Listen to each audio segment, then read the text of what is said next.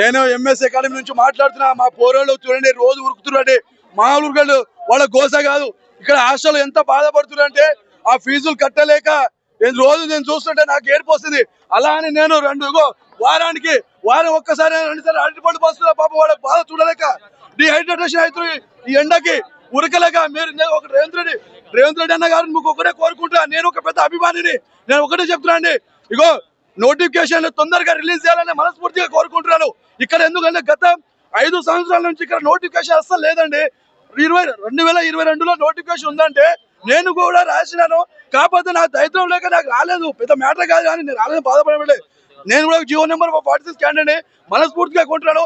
ఇంకోటి సుధీర్ రెడ్డి సార్ ఇలా ఎంతమంది ఇలా బాధపడుతున్నారు అంటే చాలా బాధపడుతున్నారు.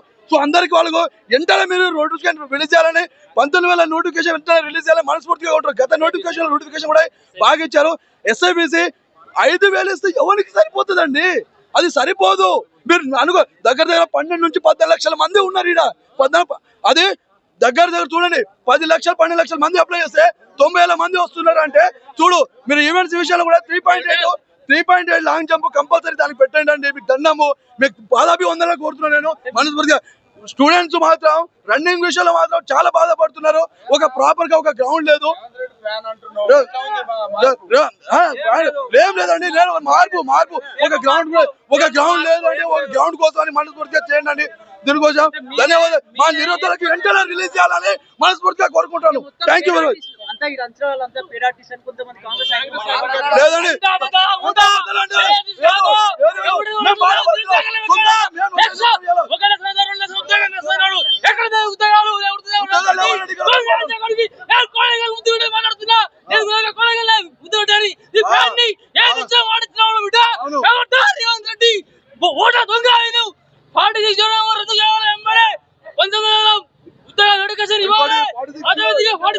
చాలా మంది గ్రామీణ ప్రాంతాల్లో నష్టపోతున్నారు.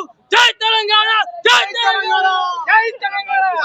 నిరుద్యోగం అనేది చాలా రాష్ట్రంలో నిరుద్యోగం రోజు రోజు పెరిగిపోతా ఉంది. దేశంలో గాని ఇక్కడ గాని తెలంగాణ రాష్ట్రం ఈ రోజు కాంగ్రెస్ పార్టీ 420 హామీలు 420 దొంగ హామీలు ఇచ్చి ఈరోజు గద్దెనెక్కి కేవలం నిరుద్యోగుల పక్షాన ఈరోజు నిలబడి మేము వాళ్ళ కోసం పనిచేసి మరి గెలిపించడం జరిగింది. కానీ నిరుద్యోగులను పట్టించుకోకుండా ఈరోజు ముఖ్యమంత్రి స్థాయిలో ఉన్న రేవంత్ రెడ్డి గారు మరియు రాహుల్ గాంధీ గారు స్వయంగా వచ్చి మన అశోక్ నగర్కి వచ్చి వారు హామీ ఇవ్వడం జరిగింది. ప్రియాంక గాంధీ గారు ఇవ్వడం జరిగింది.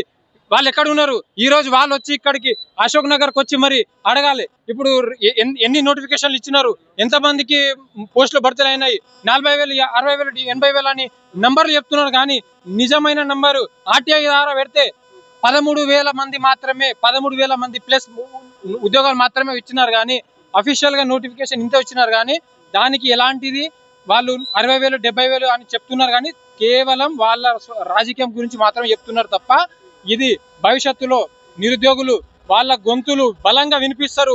అసెంబ్లీ ముట్టడి అవుతుంది, సెక్రటరియట్ ముట్టడి జరుగుతుంది రాబోయే రోజుల్లో.